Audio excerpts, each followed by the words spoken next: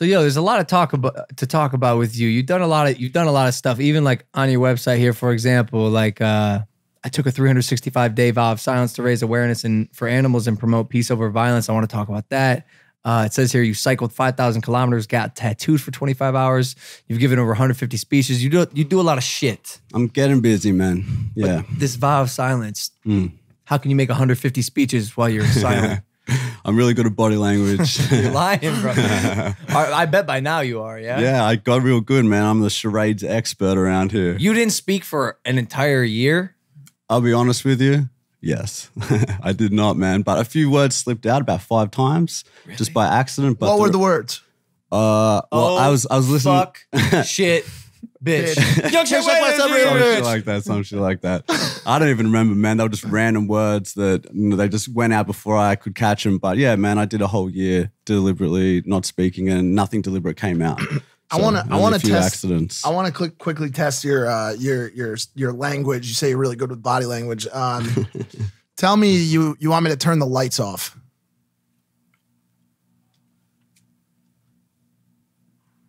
That's pretty good. Something That's like that, pretty man. good. That is dude. great. That's Wait, this is a fun game. That's pretty good. How do you ask a girl if she's down to smash?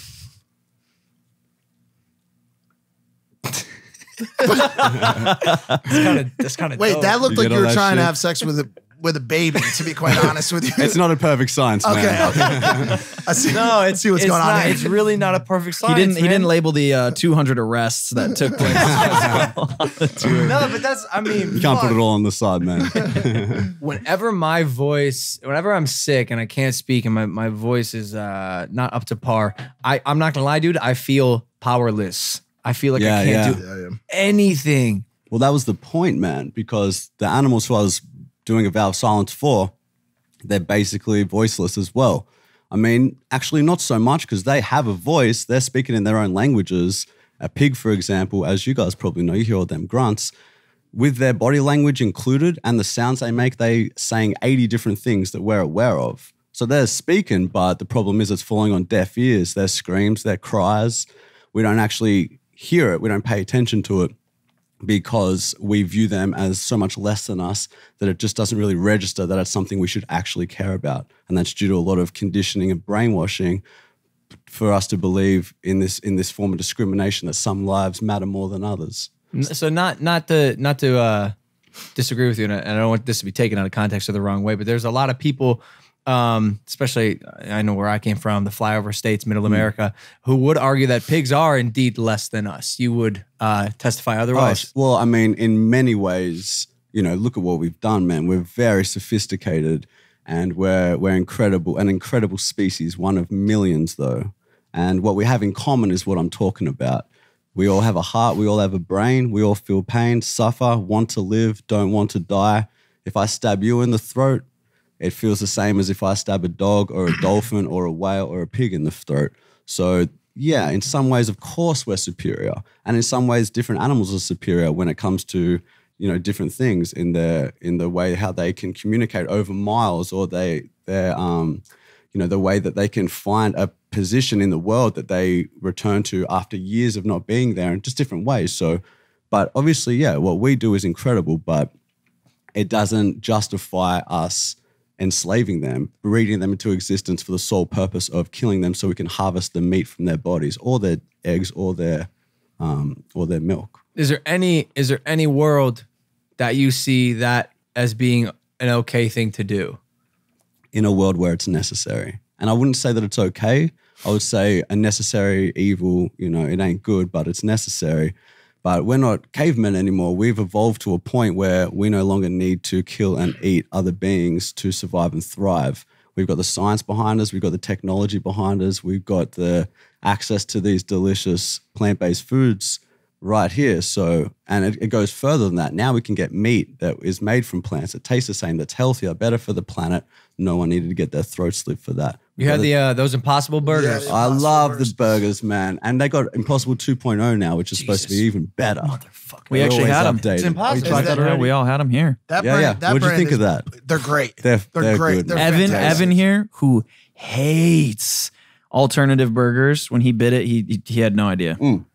I was You don't eating even them, know the I was eating difference. them left and right. Yeah, they're good, man. I have a question for you. I think a lot of times we bring guests on the show that are radically right or left or radically vegan or not vegan. Yeah. And I try to remain somewhat in the middle. And so my question, I guess one of my questions to you is there a step we can take as a society before we try to take this large leap of turning people vegan or getting people to live this plant-based diet? I, for one, believe there's large steps we can take in the humane slaughter practice. Okay. And I think we're not doing enough. And I hope it gets better, but I've seen some horror stories coming out of slaughterhouses in America, just absolutely terrible. And do you think that there's more credibility or warrant in a movement to kind of change that than to get people to start eating plants only? Because it's such a leap.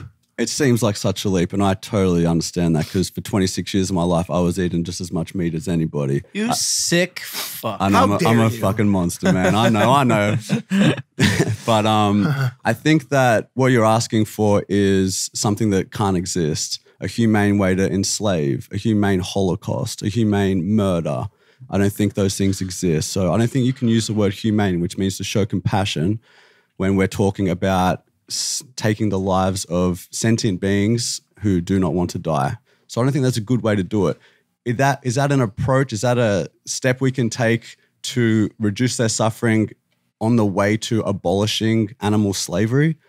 Potentially, yes. That just purely in terms of strategy, that could be one route to take. It seems like a very big deal for people to go vegan overnight. Okay, so why don't you try taking this step and going vegetarian first? Or maybe in the meantime, we can make bigger cages or kill them in a way that they don't feel it as much. But a lesser of two evils is still evil, man. And we shouldn't be looking for the right way to do the wrong thing. So I think that although that's a possibility, something we could work towards, ultimately the goal should be, let's end the Holocaust. Let's end the animal Holocaust. Let's end all animal slavery. I don't think we should be doing this thing. Like I said, it comes back to necessity.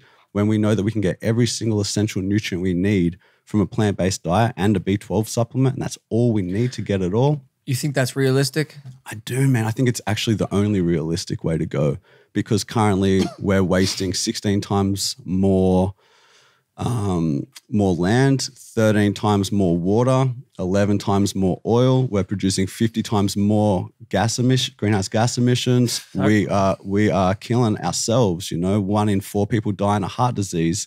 The number one killer, the only diet proven to reverse heart disease in the majority of patients is a plant-based diet. People are getting diabetes, they're getting different cancers, all these things where it's the only way forward, I believe. And, that's just not just me saying that. That's United Nations. That's some of the largest environmental protection organizations on the planet. So I think that if we want to move forward, this is going to be the way to do it. Do I think everybody's going to go vegan overnight? Nah, I didn't even do that. Most vegans went vegetarian first or did something or took some steps. But we can all take some steps, and we have an obligation, a moral obligation to do better once we know better. Most people don't know better. They think they need to eat animals to survive. They think that they're not going to be able to enjoy vegan food. They have no idea what to cook. They think they can't afford it. But all of those things, there's a way, and it's cheaper and healthier and easier.